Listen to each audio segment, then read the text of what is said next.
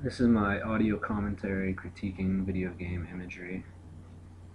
The game that I've chosen for this is Fallout 3, and the clip is a trailer for the game.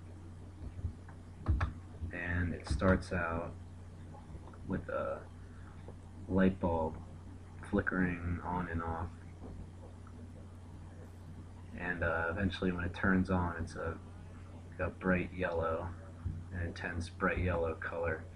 And you don't know exactly what to make of it at first, but the camera starts to zoom out and the bright yellow kind of fades away, and then you see that the light is from the inside of a radio.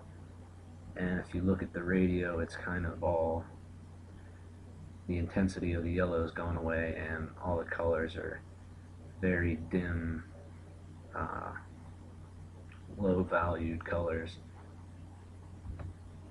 And then the camera starts to zoom out even farther, and you see a little dancer who has some color on her, but it's still very low intensity. And then you start to see that the rest of the bus is just all dim colored and lots of dark shadows, and this kind of sets the mood for the game, which is it's a very dark game. It's about the end of the world, and so this kind of dark, broken down bus is symbolic of the world outside, which you're about to see when the camera zooms out. And you can almost tell that the outside world is going to be exactly what's on the inside of the bus. And once it zooms up to the windows, you can see that there's really not much light coming in from the windows, so you know the outside is going to be equally as dark. And even though there's not a lot of light, it's still kind of, I would say it's a diffused light, because it's not really direct on any one object. It's just kind of dull and spread out.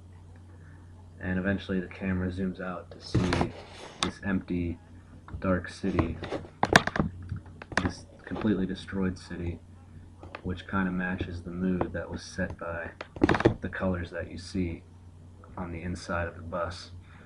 And the only light on the outside of the city comes from the sky, but it's still a very dull, not very bright light.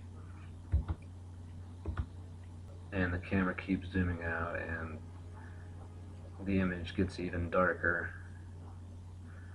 until you eventually see this soldier, which kind of solidifies the fact that this isn't the world as we know it today. It's a kind of post-apocalyptic, post-nuclear war world. And you kind of get that feeling that you're in that sort of world at the very beginning of the scene, once you zoom out of the radio past the light bulb and see this dark, low-lit imagery.